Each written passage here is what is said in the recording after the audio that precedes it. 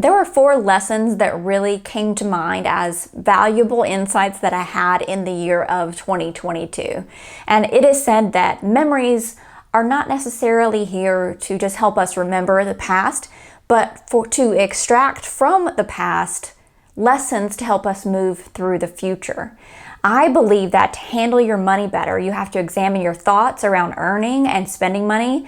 I wholeheartedly believe that what passes by our eyes and through our ears causes us to spend badly, to somehow help us want to fit in better, to be accepted, or to get a rush of endorphins in what can only be described as chaos all around us. Before you can take control of your money, you must take control of your own actions and your own responses.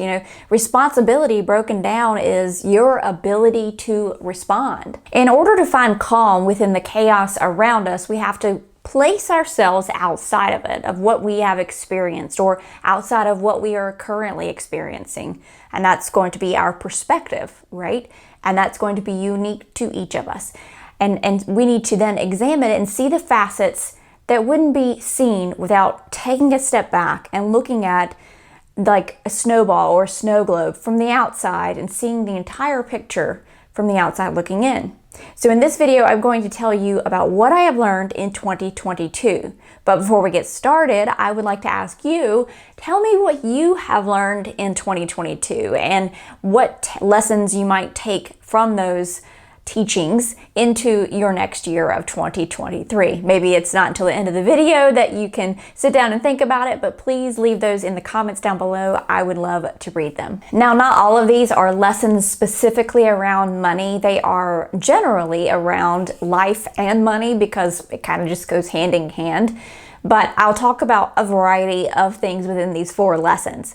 The first lesson, though, is related to money, and there is a peace an opportunity that comes with being financially stable in rocky financial times. Living a frugal life can sometimes come with side eyes, comments about being cheap. You can't take your money with you, or maybe new agers saying you're living a life of lack. Frugal living to me at its core is about finding joy and investing your time, energy, and resources into that. What makes you light up? It is about planning for the future, while still experiencing now, just doing so on your own terms and not for likes or approval of anyone but yourself. Now, this is a realization of 2022 because we are finally starting to see the markets turning again. I was around and working during the last economic recession of 2008. I consider that one the last recession, okay? My income was cut by more than half. I had to take a job because the industry I had been in was completely collapsing. And I put myself in a terrible situation where I lived on credit cards and financed a lifestyle to project an image of an early 20-something who had her life together and had her life on track. Well, eventually my stupidity caught up with me, as it tends to, play stupid games, win stupid prizes. So for the next 5 years of economic recession recovery, I was stuck in a job I was not happy with at all. Oddly, that's where I met my husband. He came into my job and I met him that way. So that was a situation that was meant to be.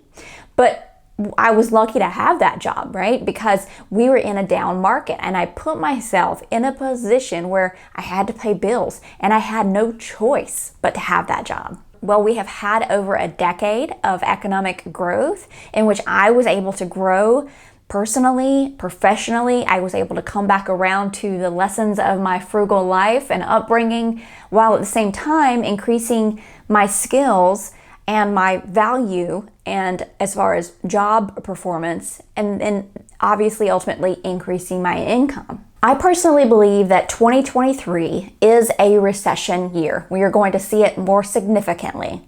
I believe that inflation will continue, job growth will decrease, unemployment will increase, and we will experience what we call economic stagnation. Stagnation is a lack of activity, growth, or development. I come to this conclusion based on what I've experienced in the past, what I see currently happening, and it's a best guess for us all. But this is just my opinion. I see things though, and I'm looking at this now, And why 2022 was a realization, because I see this coming as an opportunity. I see it from a different perspective now. Whereas 14 years ago, I had not prepared, and I actually jumped on to the economic downturn roller coaster by not living in the reality of my situation. So I am grateful for that situation now, because it gave me a perspective to see that I won't make that same mistake again. And while others are panicking, I am able to sit back and freely breathe without the huge anxiety of debt collectors calling and shame. I talked about this before, where this was the part of my life where I got huge anxiety about my phone ringer being on. And until my daughter was born, I still was a person, when I was out of debt for a long time, who never turned my phone ringer on, because that's just the debt collectors calling. And it reminded me of that, even though they were no longer calling. But now that I'm in the position that I see at this position, I also see that this, and I believe that this will be the wake-up call for others, as 2008 was for me. And this is what will push them towards saying, nope, this is it. This is the time I'm going to make the turn, never again. So I'm happy that I'm able to, with this channel, see the opportunity to be able to help others see this frugal lifestyle as something that helps and that not hinders, and seeing maybe more of a simplified life and focusing on those things that you feel personal joy in, versus the frivolous things that we've been experiencing and feeling and feeding into for the last decade. The second lesson I learned this year was that I need to make a vision board every year. For the past 4 years, excluding last year, I have made vision boards. I did not in 2022. I still have the one up from 2021. But during those 4 years, it's very interesting that some significant goals were reached that were on those boards. I do a vision board, goal board, whatever way you want to call it, as a way of looking at the well thought out paths and goals that I've created, that I've taken the time that I want to pursue that year, and putting them up and seeing them every day. It helps me keep that goal on track and at top of mind, so they don't get dusted to the back of my brain after a well thought out planning session. Even with the best of intentions, life and the world gets crazy. So this is a way to keep those things in the front of your mind. If you happen to see a fur ball, I'm not sure if you can in the camera view, because my eyes are just getting worse with age. Even though I had LASIK when I was in 2007. I can't tell from the viewfinder if you can see him, but our dog Howie is in here. He is hanging out with me, so if you hear any kind of funny snoring, it might be him underneath the chair. I actually just looked around and went, where's Howie? Oh, there he is. But getting back to the vision board, some people actually think of a vision board as this giant manifestation board. You know, if you've seen the documentary or read the book The Secret, my opinion is these things don't necessarily just happen. I think the vision board is a tool that will keep you on track, rather than writing things in a notebook that gets pushed to the back of your nightstand. There are many types of vision boards that you can do, and layouts as well, or goal boards. You can just make a simple list and put it up on the bathroom mirror. You can take sticky notes and do the same. You can put it on the mirror in your closet that you get dressed at every single day. I prefer taking images with quotes because I'm a visual person. So there might be, Pinterest is a great place to find them. There's places that you can see inspirational quotes with maybe an image. And then I actually divide it up into 5 quadrants. That wouldn't make sense, 5 quadrants, 5 sections. So the center is always my family, my little family, my husband and my daughter, because everything I do centers around them. But even if I do something for myself, it's so that I can be the better version of myself for them. So I'll have them in the middle, and then I will have then the quadrants will be like, one space will be health, one will be wealth, job, and then spiritual, and then creativity, so that I can kind of capture and move things off into those areas based on those categories, but it's also very kind of loose. But it all kind of circles back around to my family. The third lesson I learned this year, which was kind of an experiment because of inflation and the cost of groceries, was that monthly meal planning wins. Well, at least for me it does. When I don't do it, I fail. I read your comments, even if I don't get to go into depth and reply back completely as I would love to because of time. I do read them. And so many people were saying how they saved more money at the grocery store by meal planning weekly based on what was on sale at the grocery store. So with the rising cost of groceries, I attempted to forgo my proven method of monthly meal planning in lieu of trying it your way. Now, when we talk about budgeting, I talk about how the method really is unique to you and your household, right? I truly believe that the same can be said for meal planning. Whatever X works for your family is the most economical method for handling meals and grocery shopping. Honestly, the methods of meal planning or not meal planning or how people save money the most vary widely. You can go anywhere from a single person or a married couple that just grocery shops one time per month and they choose their meals just prior to cooking them, to a large family that shops weekly and meal plans monthly and uses 14 rotating family meal favorites. So meal planning is not a one-size-fits-all. It's not even a one-size-fits-most.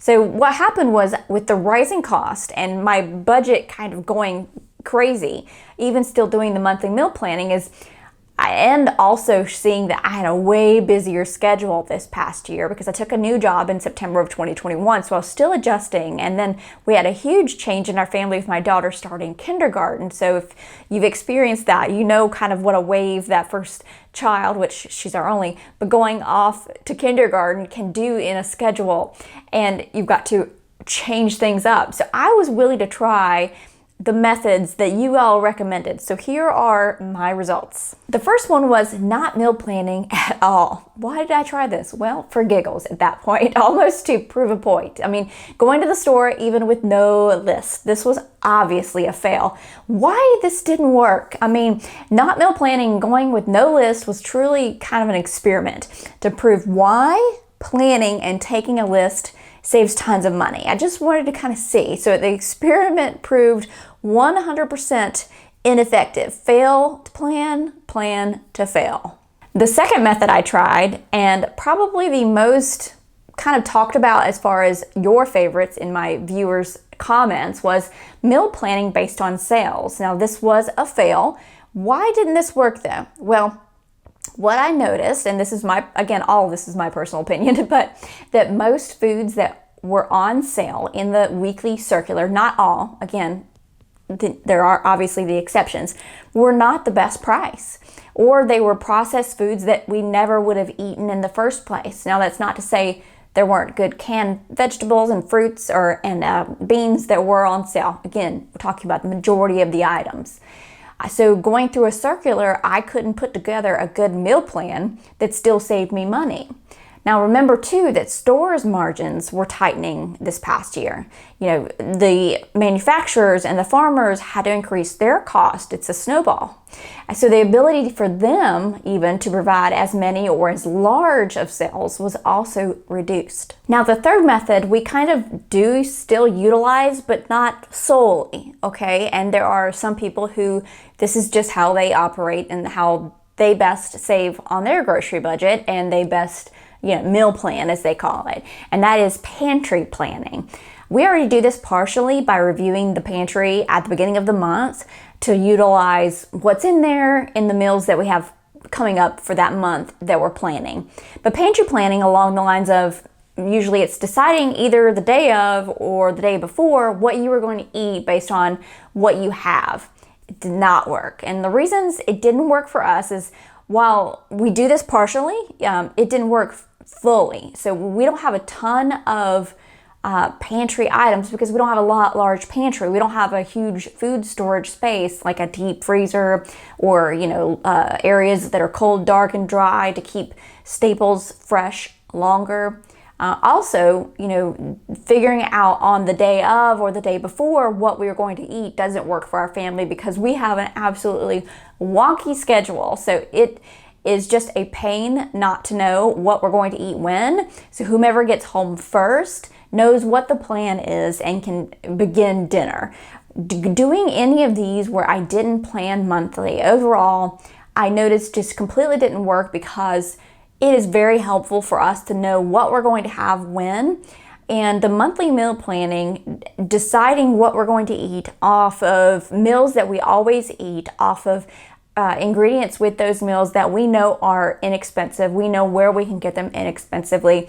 Just in the end is what worked better for us. Now, perhaps and most likely, as we move through different stages of life, what makes most sense for us and our lifestyle will change. But at this time, I have concluded in 2023, we will continue to monthly meal plan. My fourth lesson in 2022 that I'm going to talk to you about in this video, because I have a lot of lessons I learned in 2022. It was a big year of insight and growth for me. So if you want a part 2 to this video, put it down in the comments below and I can do that for you. But the fourth one is that social media has just gotten worse. 3 years ago, I deleted all of my social media accounts. Now, I do not consider, personally, YouTube social media because there is a lot of valuable content and learning that can be had from it. Now, that's not to say there still isn't some toxicity. However, that case can be made for just about anywhere. But this past year, I stuck my toe back into one of the media sites. I won't even state which one it was. After briefly browsing, getting back in opened up an account because I had deleted everything. And after browsing a few, influencers, musicians, maybe actors from my favorite TV shows, about 15 minutes of my life that passed by in the blink of an eye. I felt dirty. I'm not sure of any better way to explain it. My energy was down. I just felt, ugh. You know the kind of the feeling I'm thinking about. Since then, I've checked back occasionally into that account, which I don't post on, by the way, but almost to experiment, to see if anything had changed, to keep a foot into what is happening. Now, on this channel, I try to keep things light and airy and don't talk about things that might be controversial. And because I could probably talk about this in an hour-long video. But overall, to say, what I noticed was that at no point did I ever check in and experience anything worth my time. It was the reverse. It made me sad, mad, envious in some cases. All the things we do not need any more of that we are already experiencing. So my experiment is over. I have seen what I needed to see. I came, I saw, I left. Nothing changed at the party. So those are the 4 lessons that I'm going to leave you with that I found and really got into after I did a review of 2022. Again, if you want more, I'd be happy to do another video for you. Let me know what lessons you have. Put those down in the comments below. I know I like to read them and other viewers like to read them as well. I hope that you have a fantastic 2023. I'm excited for the video and the content to make. If you enjoyed this video though, make sure you give it a thumbs up. It does help me out. And if you haven't done so already, subscribe to the channel. I would love to have you back for more videos.